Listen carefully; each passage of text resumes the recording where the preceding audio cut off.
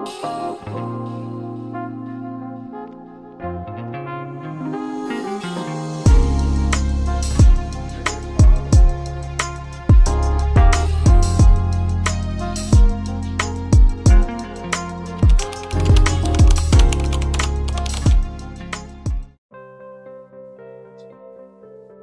morning, everyone, and hello to our research teacher and to our panel members and to our fellow classmates.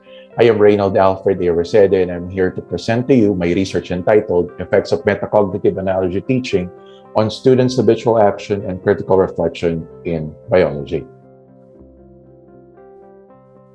Many Filipino learners fail to see the importance of education due to a lot of reasons. Some of these reasons that have been identified by the researchers are lack of financial support, lack of parental support, and the most alarming is the lack of interest in going to school. Yes, lots of students are losing interest in studying, in engaging in different school activities, and this problem has been growing, and this is one of the many things that the researchers are trying to address. Now, many students are also having difficulty in learning science concepts, particularly in biology. Because in biology, students have this idea that it is a subject that has lots of memorization, and because memorization is something that many students don't want to do, many of them really don't like the subject, and many of them are actually failing in the subject. And that is one of the many things that the researchers want to address in the study. Now, before, analogies is something that many teachers have been using, even way back in the 80s and the 90s as well. However, some teachers are using analogy in a very careless manner that sometimes, instead of helping the students to have a deeper understanding of the concept, there are misconceptions. And that is what we are trying to cure. And that is what we're trying to solve in the study. Now, the use of metacognitive analogies in classroom instruction can be a factor in increasing students' performance in school. And many studies have proven that students who are facilitating or who are doing metacognition is something that increases their learning and their comprehension of a specific topic. However, foreign studies did not explore the effects of metacognitive analogy teaching approach in the students' reflective thinking in learning biology. So this is what the researchers wanted to find out. So what they did is, just to give an introduction, is that they did a quasi-experimental study wherein there were two intact classes. One class is taught the metacognitive analogy instruction or the metacognitive analogy instruction approach, while the other one was taught the conventional or the traditional teaching approaches like lecture discussion, you have the gallery walk, jigsaw puzzle, and many more that has been usually used in teaching concepts not only in science but also in other subjects as well. Now, what is the problem? The study investigated the effects of metacognitive analogy teaching approach on grade 10 junior high school students reflective thinking in learning biology. Specifically, it sought to find answer to the following questions. Do students exposed to metacognitive analogy teaching approach have higher mean post-test score in reflective thinking questionnaire in biology than the students who were exposed to the non-metacognitive analogy teaching approach in terms of, first, habitual action, second, understanding, third, reflection, and fourth, critical reflection. Now, what were the instruments that were used? There was only one instrument that was used in the study, which is reflective thinking questionnaire. And then the data that was collected was mean scores. And then for the statistical analysis, what was used was the one-tailed paired t-test for independent samples. Now, what you can see on the screen right now is the conceptual framework of the study. On the left side, you can see the teaching approaches that I mentioned earlier. The first one is the metacognitive analogy teaching approach, which is the teaching approach is going to be used to teach the experimental group. And then the non-metacognitive analogy teaching approach is the strategy that will be used to teach the non-experimental or the conventional group. Now, on the right side, we can see the reflective thinking skills, which will serve as a dependent variable of our study. And as you can see, there are there are the four dimensions that we wanted to determine if any of these teaching approaches will have an effect on them. For example, we have the habitual action, understanding, reflection, and critical reflection. But take note that there are only two aspects which we wanted to focus on, and they are the habitual action and the critical reflections. Hence, that is stipulated in the title of the paper. For the scope and delimitation, the study involved grade 10 junior high school students of a public national high school in the Philippines. And there were two classes, each composed of about 45 students. One class was exposed to metacognitive analogy teaching approach, or MATA. We're going to use that acronym for the entire discussion. And the other to the non-metacognitive analogy teaching approach, or NMATA. The researcher taught both of these classes to avoid bias. Now, the topics that were covered are: number one, nervous system. You have heredity, inheritance and variation, and flow of energy and matter in ecosystems.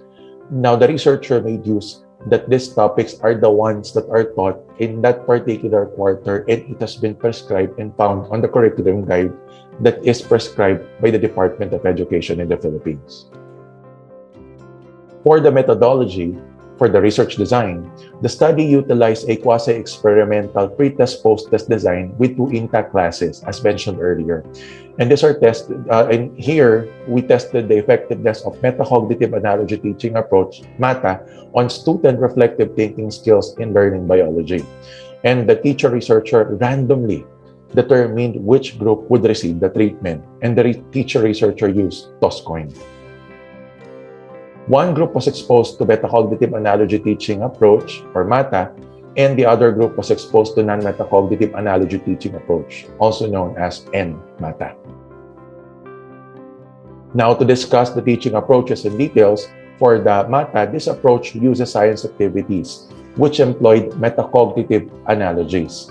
In metacognitive analogy, students carefully plan and choose the analogy that they will use in a certain target concept. For example, what the students wanted to learn is the concept of the brain.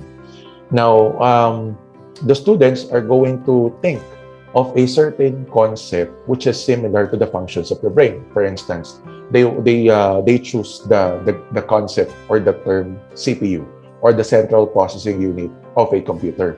Now, I use that as an example because we know that the CPU has the same function as the brain, that it controls everything in its system where it belongs. Okay, so that is the idea. Now, the next thing that they're going to do is they reflect and analyze how the chosen familiar concept is the best option to explain the target concept, which is the brain. Okay. Lastly, they present their analogies to their classmates and other groups for final evaluation. Now, if you are going to take a look at it, it is not only the students who thought of the analogy who are going to analyze, but also their classmates as well. Now, if you can see, is that going to be very terrifying on the part of the students? I don't think so, because the students in the group who originated the idea of the CPU for the brain have different experience. And at the same time, those of their classmates have different experiences as well. Now, by presenting the answer to the class, the classmates will be able to critique. They could say, I think your analogy of the CPU to the brain is quite not okay, because there are some attributes of characteristics of the CPU which the brain is not mirroring the brain.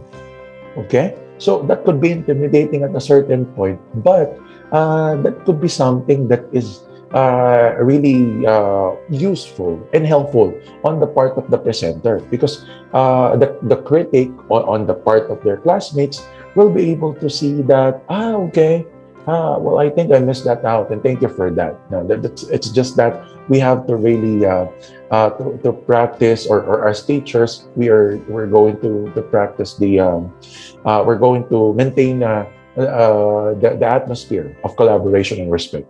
No, that's one thing that the researcher made sure when they were conducting the study. Now, the approach utilized the phases of metacognition suggested by Fogarty in 1994, which are planning, monitoring, evaluating, and each phase had questions that allowed students to manage their own thinking. And some of these questions were as follows. For the planning phase, does the chosen object explain most of the attributes of the target concept? For the monitoring phase, what confuses me about the chosen concept or the chosen analogy? So as you can see, there's deeper thinking on the part of the students already with that question. And then for the evaluating phase, how has my thinking of the topic changed after using an analogy? Okay? For the non-metacognitive analogy teaching approach, or NMATA, it is different from MATA because metacognitive analogies, which uses teaching approach, the MATA is not integrated into the teaching of Creighton biology concepts and principles and laws. For the instruments, now let us share with you the detailed explanation of the instrument. This or the reflective thinking questionnaire. This instrument was devised by Kember and others to assess reflective thinking skills of students. So Kember, together with McKay, Sinclair, and Francis, categorized reflective thinking into 4 dimensions or subskills. They are the following: habitual action, understanding, reflection, and critical reflection. Moreover, it is a 16-item, 5-point Likert skill ranging from originally 5 definitely agree, 4 agree with reservation, 3 only to be used if a definite answer is not possible, and second, disagree with reservation, to 1 definitely agree. The researcher was granted permission to adopt the research or the instrument last August 17, 2016. The test items were translated into Filipino language so that the students will understand that better. And the instrument was pilot tested to grade 11 senior high school students on August 25, 2016. It was found to have a Cronbach's alpha of 0.73, and that indicates relatively good internal consistency. For the data collection procedure, the instruments used in the study were pilot tested among the grade 11 students of the same school in August 2016. The pilot testing was done to establish the reliability of the research instruments. For the data analysis procedure, the quantitative data of the study were processed using the Microsoft Excel 2010, and at the same time, the statistical package for social sciences, or SPSS, for Windows Standard Version 23 was also utilized. Now, like what was mentioned earlier, two-tailed t-test for independent samples was performed on the pre-test mean scores in the RTQ of students who were exposed to MATA and NMATA to determine the comparability of the 2 groups. And one-tailed paired samples t-test was performed on the mean post-test scores of the RTQ of both groups to find out the effect of the intervention, which is MATA. Okay? One-tailed paired samples t-test was performed on the pre-test and post-test mean scores of each group to assess whether there was an improvement in their performance. For the summary of the findings. Now, the chart shows the summary of the findings, and let me explain to you what that means. Table 3 shows an overall p-value of 0.86, which is greater than 0.05. Indicating that there is no significant difference in the pre-test and mean post-test scores of the MATA group and the NMATA group in their RTQ result, meaning both of the sections or both of the groups have the same reflective thinking skills, meaning they are comparable. So there is no conflict. Okay, now Table 4 shows comparison between the 2 groups after the intervention. As explained here, the table shows that the mean score of the MATA, which is mean is 50.66 and standard deviation of 3.62, group is slightly higher than that of the NMATA, which mean is 49.69 or standard deviation 3.39. However, it's still clear that there is no significant difference in their overall mean scores on the reflective thinking skills. On the other hand, the MATA group has a significantly higher post-test mean score in the habitual action, which mean is 11.30 and standard deviation of 1.92. For the improvement of the students' reflective thinking skills, this is the chart. And what does it mean? The table revealed that there was no significant difference in the overall pre-test and post-test mean scores of the MATA group. However, it is important to note that in the habitual action, the p-value is 0.02, which means that there is a significant difference in the pre-test and post-test mean scores. This only shows that despite the seemingly repeated tasks given to the MATA group in the form of metacognitive analogies, they still think about the things that they are doing, meaning they are aware, no? They are metacogitating, okay? Now, this confirms the findings of Basil and Jensel in 2013, that reflecting on an idea or situation can be a tool that can help students achieve their learning goals and turn them into their desired behavior. However, on the part of the critical reflection, the p-value is 0.09, which is more than 0.05. Despite the increase in the post-test score, there is no significant difference in the pre-test and post-test mean scores. It means that students exposed to MATA did not improve a higher level of thinking that made them more aware of why and how they learn things. Sad as it may seem, but that is the result. For the conclusions, students exposed to MATA perform better than those exposed to NMATA in the habitual action dimension of reflective thinking skills. Both groups, however, exhibit the same performance in the understanding, reflection, and critical reflection dimensions. For the recommendations for teachers, biology teachers and those from other disciplines can come up with classroom lessons as well as instructional materials using metacognitive analogy teaching approach that will improve reflective thinking skills among students. For the administrators, principals, department heads, and science coordinators or science group heads may initiate school-based trainings for their teachers or encourage them to attend seminar workshops that will incapacitate them to develop metacognitive analogy activities in order to motivate students and promote reflective thinking skills in biology and other science classes. For curriculum planners and writers, curriculum planners can incorporate the development of metacognitive analogy lessons in the current science competencies to further enhance the reflective thinking skills of students. For the curriculum writers, they author books or they can author books and modules in with the end in view of promoting reflective thinking among the students. For teacher education institutions, TEI should continuously prepare and train prospective and in-service service teachers to use the metacognitive analogy instruction in improving the reflective thinking skills of students. And finally, for researchers can conduct a study for a longer period of time with different sets of students, private or science high schools, to determine the effects of metacognitive analogy instruction on students' reflective thinking skills and self-determination. And that concludes our research presentation. The floor is now open for questions from the panel members and also from our research advisor or teacher. Thank you very much.